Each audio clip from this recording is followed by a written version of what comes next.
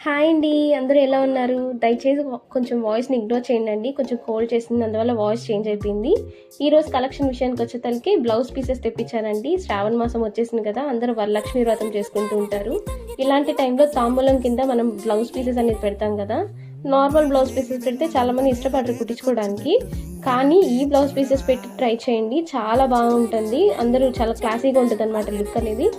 అందరూ ఇష్టపడి కుట్టించుకుంటారు. ఈ బ్లౌజ్ ప్రైస్ విషయానికి వచ్చేసరికి 99 రూపీస్ పడుతుందండి. ప్లస్ షిప్పింగ్ ఉంటుంది. ఆల్ ఓవర్ ఇండియా ఎక్కడికైనా సరే షిప్పింగ్ అనేది చేస్తాము.